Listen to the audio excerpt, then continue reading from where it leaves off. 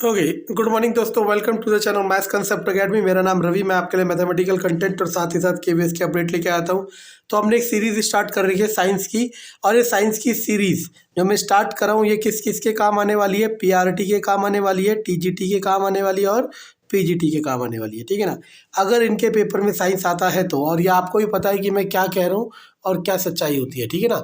तो आपको क्या करना है, जो भी लेक्चर्स में डालूंगा, देखो अब समझने की कोशिश करना। बच्चे बार बार मुझसे कहते हैं और मैं बार बार एक ही बात कहता हूँ कि जो मैं लेक्चर्स में वीडियो डालूंगा, मतलब आज मैं अगर कोलिजन टॉपिक का वीडियो डालता हूँ, अगर आज मैं कोलिजन टॉपिक का वीडियो डालता हूँ तो वो जो टॉपिक की इन्फॉर्मेशन होगी, मतलब उसके अंदर जो कंटेंट होगा वो सबके लिए वैलिड होगा, मतलब इस एग्ज़ाम इस एग्ज़ाम इस एग्ज़ाम, ठीक है ना। और अगर समझा जाए तो ये जो साइंस का सेक्शन है और जो मैथ का सेक्शन है और जो रीजनिंग का, वो तीनों के लिए सेम लेवल चलता है। वो सोच का फ़र्क है कि थोड़ा डिफ़िकल्ट वगैरह होता होगा, ऐसा बिल्कुल नहीं है, ठीक है ना। लेकिन अब आप कहोगे कि सर डिफ़िकल्ट नहीं चलता तो बड़े बड़े इंस्टीट्यूट अलग अलग कोर्सेज़ क्यों स्टार्ट करते हैं, जैसे साइंस के लिए पीआरटी का अलग, मैथ्स के लिए पीआरटी का अलग, टीजीटी के लिए पीआरटी का मैथ्स का अलग, टीजीटी के लिए साइंस का अलग। वो इसलिए करते हैं क्योंकि अगर वो ये लाइन कहने लग गए कि क्या, कि बच्चों जब जो हम पीआरटी के लिए मैथ्स पढ़ा रहे हैं, यही मैथ्स का लेवल या यही मैथ्स के कंसेप्ट टीजीटी में भी आएंगे और यही मैथ्स के कंसेप्ट पीजीटी में भी आएंगे, तो उनके 3 बैच चल पाएंगे? नहीं। यही सारा चक्रव्यूह है और इसी चक्र में आप ज़िंदगी भर पिसते रहोगे अगर आप इससे बाहर नहीं निकलते और इसे नहीं समझते हो तो, ठीक है ना। ये तो रही ज्ञान की बातें। अब हम आते हैं अपने टॉपिक पे। ये टॉपिक के बाद मैं एक क्वेश्चन कराऊंगा 2018 में आया हुआ पीआरटी का, ठीक है ना, और साथ ही साथ कोलिजन के सेकेंड वीडियो में। आज ये कोलिजन का फर्स्ट वीडियो है, वीडियो नंबर 1, और कोलिजन के सेकंड वीडियो में मैं क्या डालूंगा बच्चों, कोलिजन के सेकंड वीडियो में मैं इसके क्वेश्चन कराऊंगा। कम से कम मेरा टारगेट रहेगा इसके क्वेश्चन करने का कितना, कम से कम 30 क्वेश्चंस, और वो किस में, वीडियो नंबर 2 में, ठीक है। और मैं कराऊंगा, लेकिन आपका साथ होना ज़रूरी है, क्योंकि आप साथ नहीं होंगे मैं अपने लिए थोड़ा ना करूँगा, मुझे तो आता ही है। कोलिजन को हिंदी में कहते हैं टकराना। हो सकता है शुद्ध हिंदी में यानी कि पढ़ाई की लैंग्वेज में इसको कुछ और कहती हूँ, क्योंकि आपको पता है कि एग्जैक्ट मतलब कुछ और होता है, ठीक है ना। मतलब एग्जैक्ट वर्ड हिंदी में कभी कभी कुछ और होता है। लेकिन मैं क्या कह रहा हूँ, चाहे कोई हिंदी मीडियम से हो या इंग्लिश मीडियम से, उसे फ़र्क नहीं पड़ता। कोलिजन टकराना सब समझ आ जाएगा उसे, जो पेपर में दिया होगा। देखो सबसे पहले कोलिजन समझते होता क्या है। कोलिजन मतलब टकराना। अब इसकी कोई अगर आपको डेफिनेशन लिखा रहा है, अगर कोई कोलिजन की डेफिनेशन लिखा रहा है तो आपका बड़ा वाला बना रहा है, ठीक है ना। कोलिजन टकराना, टकराने को कैसे डिफाइन करें ये आप सोच सकते हो, ठीक है ना। ये तो कोई बच्चा भी लिख सकता है डेफिनेशन। अब अगर बारी आते हैं तो कोलिजन के टाइप की बारी आती है। कोलिजन के टाइप की बारी आती है तो 2 टाइप का कोलिजन होता है हमारे पास। एक होता है इलास्टिक कोलिजन,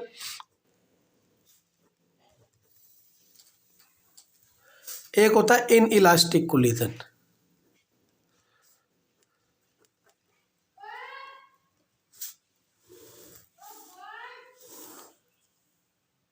मैं कह रहा हूँ क्लास अगर आप ढंग से इन वीडियो को देखोगे तो आपको किसी एक्स्ट्रा कोचिंग की ज़रूरत नहीं पड़ेगी इन सब्जेक्ट्स में। और बाकी सब्जेक्ट में भी अगर आप चाहो तो कोचिंग ले सकते हो, और चाहो बुक से कर सकते हो, चाहे तो मेरे जैसे और कोई ना कोई ज़रूर होंगे जो आपके बाकी सब्जेक्ट पढ़ा रहे होंगे। पता है अच्छे टीचर्स हर जगह अवेलेबल है, आज भी थे, कल भी है और कल भी रहेंगे, लेकिन वो सब तक नहीं पहुँच पाते क्योंकि सबसे बुरा जो है वो है पब्लिसिटी का। बस जिसकी पब्लिसिटी ज़्यादा हो गई आपको लगता है वही अच्छा है, ऐसा बिल्कुल भी नहीं है, ठीक है ना। अच्छे टीचर बहुत है, बहुत ज़्यादा, ठीक है ना, लेकिन वो आप तक नहीं पहुंच पाते। चलो अब ये 2 तरह का कोलिजन होता है, इलास्टिक और इन इलास्टिक, ठीक है ना। इलास्टिक कोलिजन किसे कहते हैं, ठीक है ना। अब मैं सोच रहा हूँ कि ऐसे नहीं हो पाएगा, मैं इसका एक हिंदी में भी अलग से वीडियो बनाऊंगा, क्योंकि मुझे एग्जैक्ट वर्ड के मीनिंग नहीं पता चल रहे, ठीक है ना। मैं तो हिंदी में जब बनाऊंगा तो लिख के रखूंगा, फिर उन्हें बताऊंगा, ठीक है ना। तो हिंदी के लिए मैं अलग बनाऊंगा, लेकिन जो चाहे हिंदी वाला समझ सकता है इन शब्द की हिंदी, वो डिक्शनरी से या गूगल से उठा सकता है, सिंपल। अब दोनों कोलिजन को समझते हैं। देखो जब 2 चीज़ें टकराती है, मानो ये एक कार है, ये एक साइकिल है, ये दोनों अपोजिट डायरेक्शन में, मतलब एक दूसरे के पास आ सकते हैं, हो सकता है ये दोनों एक दूसरे से दूर जा रहे हो। कोलिजन कैसे भी हो सकता है, ऐसा भी हो सकता है ये जा रहा हो ये रुका हो, और ऐसा भी हो सकता है ये आ रहा हो ये रुका हो, मतलब कोई भी केस हो सकता है, इससे आपको लेना देना नहीं है। हम बात कर रहे हैं कोलिजन कितने टाइप के होते हैं? दो टाइप के कोलिजन होते हैं। इलास्टिक कोलिजन वो होता है जो law of conservation of momentum को फॉलो करता है और साथ ही साथ law of conservation of kinetic energy को फॉलो करता है। और ये इनइलास्टिक वो होता है, अभी ये चीज़ें क्या होती है मैं एक्सप्लेन करूंगा। ये वो होता है जो law of conservation of momentum को फॉलो करता है। तो यहाँ से आपको समझ आ जाएगा कि इलास्टिक कोलिजन में ये law of conservation of momentum as well as law of conservation kinetic energy होता है, और इन इलास्टिक में law of conservation of momentum होता है सिर्फ और सिर्फ। अब मैं आपको सबसे पहले समझाता हूँ कि ये law of conservation of momentum होता क्या है। Law of conservation of momentum होता क्या है सबसे पहले समझते हैं। देखो, किसी भी चीज़ को समझने के लिए सबसे पहले आपको उसके शब्दों को समझना पड़ता है। अब ये मोमेंटम क्या होता है? मोमेंटम को हिंदी में कहते हैं संवेग, ठीक है ना। और मोमेंटम का सिंबल होता है पी, और इसका फॉर्मूला होता है मास मल्टीप्लाई वेलोसिटी। तो हो सकता है मोमेंटम से क्वेश्चन आ जाए। अगर इसकी एसआई यूनिट निकालना चाहते हो तो मैंने आपको एसआई यूनिट निकालना सिखाया था, मास की जगह किलोग्राम, वेलोसिटी का मीटर सेकंड -1, तो हो जाएगा किलोग्राम मीटर सेकंड -1। तो ये क्या आ जाएगा? एसआई यूनिट, ठीक है ना। अब ये तो रहा लिखने का, लेकिन ये होता क्या है समझते हैं। मान लो मैंने एक बॉल आपकी तरफ फेंक के मारी, आप इसे रोकोगे, मतलब आप आगे आ गए तो आपको ये लगेगी और आपके चोट लगेगी, आपके चोट लगेगी, या इसे रोकने में आप कुछ फोर्स लगाओगे।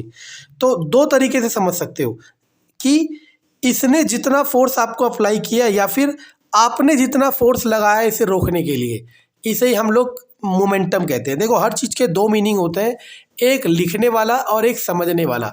हम समझने वाले को फिजिकल एस्पेक्ट कहते हैं और लिखने वाले को थ्योरेटिकल एस्पेक्ट कहते हैं, ठीक है ना।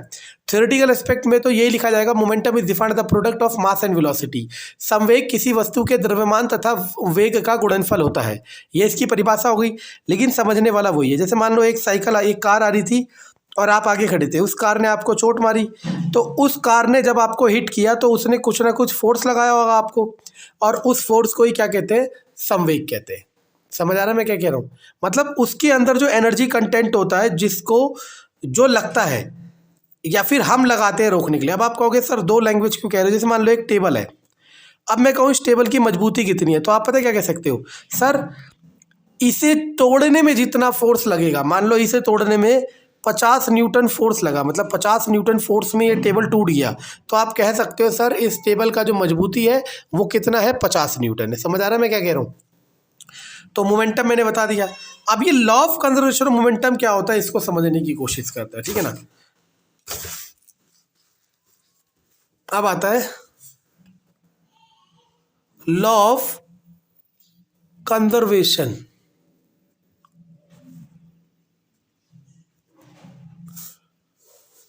ये क्या होता है? सिंपल सी लाइन है, देखो। कंजर्वेशन तो पता है ना, कंजर्वेशन का मतलब होता है किसी चीज को संरक्षित करना, और हिंदी में कहते हैं संवेग का संरक्षण नियम। इतना मुश्किल नहीं है, पता है। मैंने, आप यकीन नहीं मानोगे, 8th क्लास तक सिर्फ इंग्लिश में पढ़ा था, फिर 9th और 10th फिर हिंदी पढ़ी, फिर 11th से लेके मास्टर्स तक सिर्फ इंग्लिश पढ़ी। ऐसा बिल्कुल भी नहीं होता, ये तो लैंग्वेज है ना, इसे सीखना, इसे तो प्यार करना चाहिए, ठीक है ना। इसका होता है संवेग का संरक्षण नियम। अब आप में से कई सोचते हो हिंदी में लिखा हो, यही सब तो आपका, मैंने कहा ना, अपने दुखों की वजह खुद हो। फिर आप एक ऐसा इंस्टीट्यूट ढूंढते हो जो हिंदी में पढ़ाए, लो चले जाओ वहाँ पैसे फंसा लो, जबकि ये चीज़ और वो चीज़ सेम है, और मेरे कंसेप्ट कहीं कम नहीं हो सकते, ठीक है ना। ये ओपन चैलेंज है। पता नहीं कैमरा बार बार फोकस क्यों कर रहा है, चलो ठीक है। कंजर्वेशन मतलब होता है संरक्षण, कंजर्वेशन मतलब होता है संरक्षण। अब इसका क्या मतलब है समझते हैं। देखो, इसका मतलब ये है कि मान लो एक ऑब्जेक्ट था M1, गोल क्यों बना रहा हूँ? गोल बनाना आसान होता है, ठीक है ना। गोल बनाना आसान होता है, इसलिए मैं गोल बना रहा हूँ, ठीक है ना। इससे कोई दिक्कत नहीं है। बार बार ऑटो फोकस कर रहा है ये।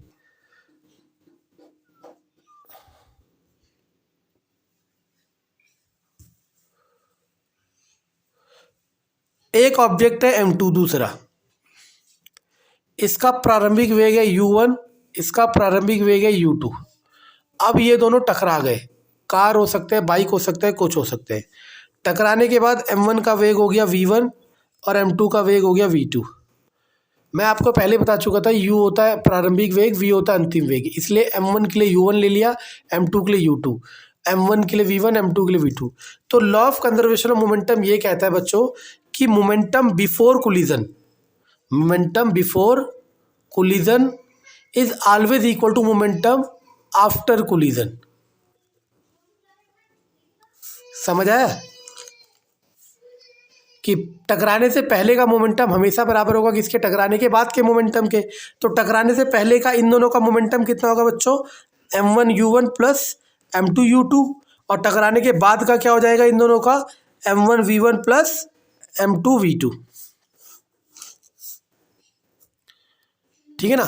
तो यही है law of conservation of momentum, law of conservation of momentum. ठीक है ना। अब आती है law of conservation of kinetic energy, law of conservation of kinetic energy. सबसे पहले काइनेटिक एनर्जी का मतलब क्या होता है पता होना चाहिए, एक ऐसी एनर्जी जो किसी वस्तु की या किसी ऑब्जेक्ट के स्पीड की वजह से होता है। अगर आप बंदूक की गोली को हाथ से फेंक के मारोगे तो सामने वाले को चोट देगी नहीं, क्योंकि उसे एक वेलोसिटी चाहिए, है ना। तो इसका फॉर्मूला होता है काइनेटिक एनर्जी का हाफ mv²। हम एनर्जी वाले चैप्टर में इसे डिटेल में पढ़ेंगे, ठीक है ना। कंजर्वेशन भी वही है, वही केस कि इसका मतलब है kinetic energy before collision, kinetic energy before collision हमेशा इक्वल होगी काइनेटिक एनर्जी आफ्टर कोलिजन के। टकराने से पहले की काइनेटिक एनर्जी हमेशा बराबर होगी टकराने के बाद की काइनेटिक एनर्जी। तो सिंपल है, हाफ m1 u1 स्क्वायर, क्योंकि पहले वाली की एनर्जी हो जाएगी, एनर्जी का फॉर्मूला होता है हाफ mv², v होता है वेलोसिटी, और टकराने से पहले वाले की वेलोसिटी क्या थी u1, plus half m2 u2 square equal to half m1 v1 square plus half m2 v2 square. ये हो गया law of conservation of kinetic energy. ठीक है ना। अभी हम बैक अपने प्रीवियस कंटेंट पे आते हैं। प्रीवियस कंटेंट जो हमने पढ़ा उसमें मैंने आपको ये बताया कि इलास्टिक कोलिजन दोनों लॉ फॉलो करता है, इन इलास्टिक सिर्फ ये। और याद रखना ये ओपन चैलेंज है, मैं क्या कह रहा हूँ, ओपन चैलेंज। आप किसी एग्जाम में चले जाओ जिसमें साइंस आपका जनरल पार्ट में आता है, क्या कह रहा हूँ, किसी भी एग्जाम में चले जाओ जिसमें, लाइट चली गई 1 मिनट, आप किसी भी एग्जाम में चले जाओ जिसमें साइंस आपका जनरल पार्ट में आता है, ओपन चैलेंज, इतनी बड़ी बात ये आपको बुक्स में नहीं मिलेगी। वहाँ पे जो कोलिजन आएगा वो सिर्फ और सिर्फ इन इलास्टिक आएगा, सिर्फ और सिर्फ इन इलास्टिक, यानी कि half m1 u1 plus m2 u2 equal to m1 v1 plus m2 v2। सिर्फ यही एक इक्वेशन है जिससे कोलिजन पे न्यूमेरिकल बनेंगे। ये बात बहुत बारीक है और बहुत कम टीचर इस बात को बताएंगे। जनरली होता क्या है, आप में से कई एग्री करोगे तो प्लीज़ कमेंट में लिखना, क्योंकि मैं चाहता हूँ कि मैं आपसे कनेक्ट कर सकूँ। आप अगर एग्री करते हो तो बताना, जो एग्री करता है जिसने पढ़ा हो, कि उसने कहीं अगर साइंस की कोचिंग ली है जनरल पार्ट के लिए तो उसे कोलिजन में डायरेक्ट बस यही पढ़ाया जाता है, जबकि कोलिजन का एग्जैक्ट सिनेरियो ये है। अब मैं आपको ये भी बताता हूँ कि कोलिजन में ये क्यों नहीं पढ़ाया जाता है। कोलिजन में ये इसलिए नहीं पढ़ाया जाता है क्योंकि रियल केस में कोई भी कोलिजन इलास्टिक नहीं होता है, कोई भी कोलिजन इलास्टिक नहीं होता है। इलास्टिक को मैं फिजिकली सेंस में समझाता हूँ, क्योंकि मैंने आपको कहा चीज़ों के 2 एस्पेक्ट होते हैं, एक फिजिकल एस्पेक्ट और एक थियोरेटिकल एस्पेक्ट। अगर मैं इसे फिजिकल एस्पेक्ट में समझाऊँ तो समझाने की कोशिश करना कि आपने किसी हाइट से एक बॉल को ड्रॉप किया और ये बाउंस करे, टप्पा खाने के बाद बाउंस करके उतनी हाइट तक जाए, क्या ये ऐसा होता है? कभी नहीं होता। अगर ऐसा होता तो हम कह सकते थे कि काइनेटिक एनर्जी क्या रहती है, कंजर्व रहती है ना। वेलोसिटी कंजर्व नहीं रहती है, वो बहुत सारे पैरामीटर्स पे डिपेंड करती है, इसलिए वो चेंजेस हो जाती है। इसीलिए याद रखना, आपको इतना नहीं सोचना, जो टीजीटी साइंस, जो बच्चा टीजीटी साइंस की तैयारी कर रहा है उसके तो सिलेबस का पार्ट है, उसे जानना जरूरी है। लेकिन जो जनरल पार्ट की तैयारी कर रहा है उसके लिए बस इतना ज़रूरी है कि इन इलास्टिक कोलिजन ही आपके कोर्स में है जो कंपटीशन में आता है। क्यों? क्योंकि इसके लिए जो डेरिवेशन होते हैं वो क्लास 11th और 12th फिजिक्स में आते हैं, क्लास 11th और 12th फिजिक्स में आते हैं, जो तो मैं तो कराता ही हूँ, ठीक है ना। तो मैं तो ये भी करा सकता हूँ, लेकिन वो काम का नहीं है। देखो अब भीड़ क्या करती है, मानो सब सिर्फ ये पढ़ा रहे डायरेक्ट, मैंने आपको डिटेल पढ़ा है, अब मान लो कोई मुझे गलत साबित करने के लिए इसका डेरिवेशन भी करा रहा है, मैं भी करा सकता हूँ, लेकिन ये कॉम्पिटिशन में नहीं आएगा, क्योंकि इसके जो रिजल्ट होते हैं वो बहुत कॉम्प्लेक्स होते हैं, ठीक है ना। वो ना तो याद करे जा सकते हैं और ना ही आसानी से इम्प्लीमेंट किए जा सकते हैं। अब आते हैं 2018 वाले क्वेश्चन में। राइटिंग थोड़ी बेकार है, मेरे को अगर पेड कोर्स होता तो मैं राइटिंग पे ध्यान देता, ठीक है ना। मेरा कोई लेना देना नहीं है राइटिंग से, ठीक है, मैं पढ़ दूंगा। कह रहा है ऑब्जेक्ट ऑफ मास 40 किलोग्राम, एक ऑब्जेक्ट है 40 किलोग्राम का, moving along a straight line with horizontal velocity 15, कितनी स्पीड से मूव कर रहा है 15 से, ठीक है ना। Collide with strike to stationary, एक रुका हुआ है 10 किलोग्राम का, ठीक है ना, मतलब इसकी वेलोसिटी कितनी है 0, ठीक है। अब कह रहा है ये कंबाइन हो गए मतलब ये इस पे टकरा के चिपक गया, अब दोनों एक साथ जा रहे हैं। अगर दोनों एक साथ जा रहे हैं तो V1 और V2 बराबर होगी, और हमने मान लिया V, ठीक है ना। अब वही V पूछ रहा है। देखो सबसे पहले तो क्वेश्चन कराना तो बहुत आसान बात है और कोई भी करा देगा, लेकिन आपको चीज़ों को समझाना जरूरी है। याद रखना, हम पढ़ते हैं इंडिया में चलता है MKS, इंडिया में चलता है MKS, M for metre, K for kilogram, S for second, यानी कि जितनी यूनिट होनी चाहिए वो MKS के फॉर्मेट में होनी चाहिए। ऐसे क्या है, मीटर पर सेकेंड, तो मीटर भी चलता है और सेकंड भी चलता है। अगर ये किलोमीटर पर आवर में होता तो आप इसको पहले मीटर पर सेकंड में करते हैं, और मैं बता रखा हूँ किलोमीटर पर आवर को 5/18 से गुणा कर दो, it will convert it into metre per second, okay नहीं। सी अब हमारे पास फॉर्मूला क्या था, m1u1 plus m2u2 equal to m1v1 plus m2v2, क्योंकि मैंने क्या कहा बच्चों आपको कि जितने भी कोलिजन आपके पास जनरल पार्ट में आएंगे, साइंस जनरल, इवन यूपीएससी की बात कर रहा हूँ, यूपीएससी के सी सेट में अगर साइंस आता है ना, यूपीएससी के सी सेट में साइंस आता है और साइंस में सिर्फ कोलिजन आता है, तो डंके की चोट पे कह रहा हूँ, जितने की चाहे उतनी की शर्त लगा लो, गलत प्रूफ करके दिखा दो, मान जाएंगे, वो सिर्फ इनइलास्टिक कोलिजन से आएगा। क्यों? क्योंकि वो फॉर्मेट ही नहीं है ना, क्योंकि पेपर में जो टॉपिक आते हैं ना साइंस के, वो आते हैं जो जनरल हो, जनरल मतलब जो 10th क्लास तक हो। क्यों? क्योंकि 10th क्लास के बाद सबकी स्ट्रीम चेंज हो जाती है। एक आर्ट स्ट्रीम में पढ़ने वाला बच्चा कैसे 11th 12th के फिजिक्स के क्वेश्चन कर पाएगा, ठीक है ना। अब समझना, फॉर्मूले में रख दो, m1 की जगह 40, u1 की जगह 15, m2 की जगह 10, u2 की जगह 0। अब m1 की जगह 40, v1 की जगह v, m2 की जगह 10, v2 की जगह v। अब 15 चौके 60, 600, ये हो गया 0, इन दोनों को जोड़ोगे 50, v इक्वल टू 600/50, यानी कि 12 मीटर प्रति सेकेंड। अब बच्चों ये आपका KVS PRT 2018 का क्वेश्चन है। सोचो, जिसको कंसेप्ट की खूबसूरती पता हो, जिसको कंसेप्ट की खूबसूरती पता हो उसके लिए कुछ भी नहीं है, और जिसको ना पता हो वो नाचता रहेगा पूरी ज़िंदगी और यही सोचता रहेगा कि काश मैं साइंस कर सकता। तो मैं बार बार कह रहा हूँ, जिस तरीके से कहा जाता है ना अच्छा खाओ, उसी तरीके से ये भी कहा जाता है कि अच्छा सीखो। अगर आप सही सीखोगे तो आपको कभी दिक्कत नहीं होगी, ठीक है ना। अब कोलिजन की सेकंड क्लास में मैं क्या कराऊंगा, सबसे पहले तो मैं इन फॉर्मूलों को ट्रिकी वे में ले जाऊंगा। अगर मैं चाहता ना तो इसका एक फॉर्मूला था v equal to m1u1 plus m2u2 upon m1 plus m2, और इसे नाम मैंने दे रखा है कंबाइंड वेलोसिटी, यानी कि जब दोनों ऑब्जेक्ट एक दूसरे से जुड़ जाते हैं। इसमें रख दो वैल्यू, m1 की जगह 40, u1 की जगह 15, u2 0 तो हटाओ, नीचे 40 प्लस 10 50, ये गया 5 तिया 15, 4 तिया 12, कितने में आ गया, 3 सेकंड में आंसर आ गया, 3 सेकंड में आंसर आ गया।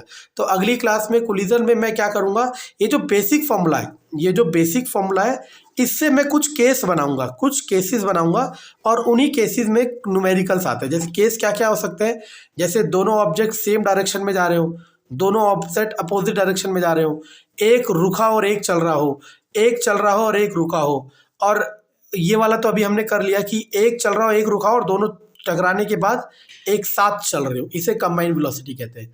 तो यही सही तरीका होता है चीज़ों को डील करने का, लेकिन आप कब सीखोगे ये आपको देखना है, ठीक है। वीडियो को ज़्यादा से ज़्यादा शेयर करना है, क्योंकि मैं दूसरी वीडियो जब भी बनाऊंगा जब इसके 100 व्यूज़ हो जाएंगे, क्योंकि मैं पागल नहीं हूँ जो फ्री में आपके लिए कुछ करता रहूँ और आप लोग इसे देखो ना। Thank you.